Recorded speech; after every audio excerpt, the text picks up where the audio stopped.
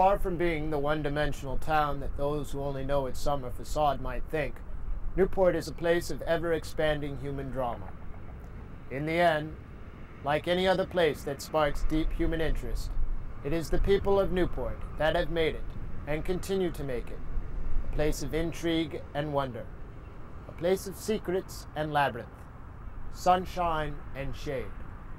It is an island within an island within an island. I love Newport. I really do. I live downtown. I watch all the activity.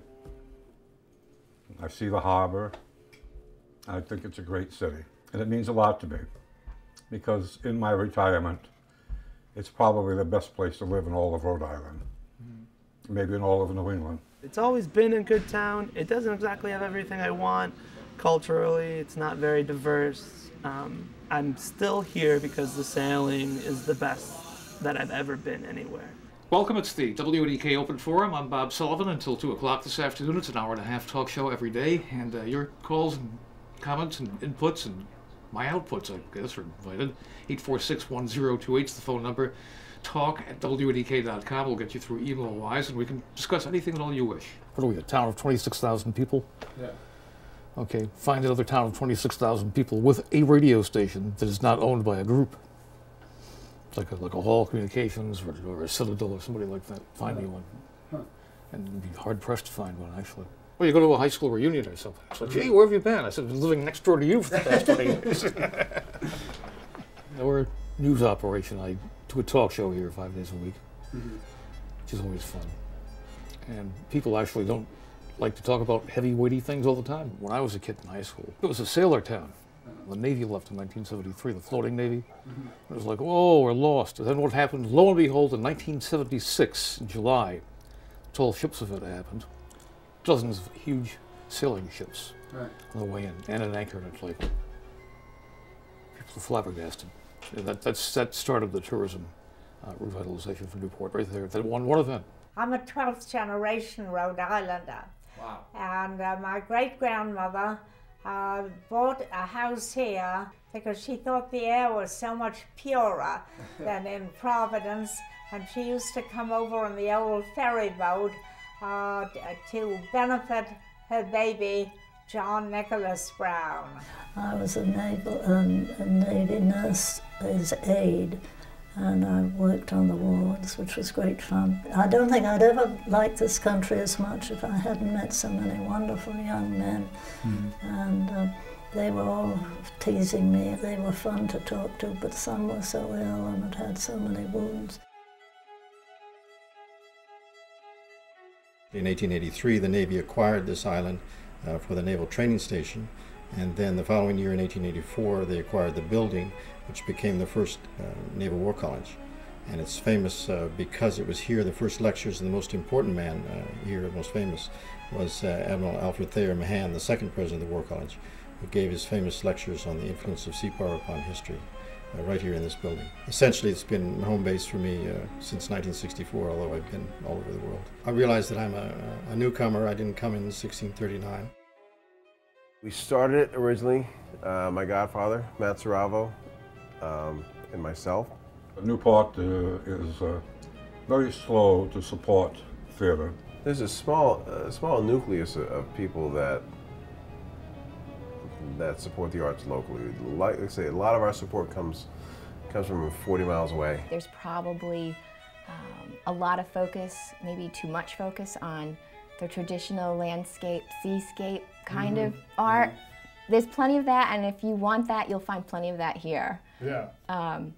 But if you want to really work on things that are more contemporary, do some abstract stuff, try to maybe take some risks, paint that sunset, but include all the power lines in it, you know. What I find amazing is when you hear people talk about how nostalgic they are for the old Newport, when it was the good old days, when it was quiet and not as touristy.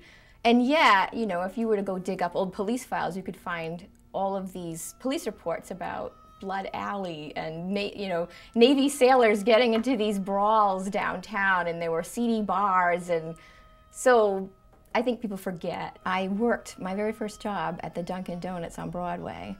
Years later, when I came and moved here, and I was a reporter, I would see people on the street, and I'd be like, big one, black, no sugar, and chocolate honey dip donut. And then people, in fact, recognized me, even though I wasn't wearing the donut dress anymore. The donut dress. Newport has gone through perhaps more than one evolution in its long history.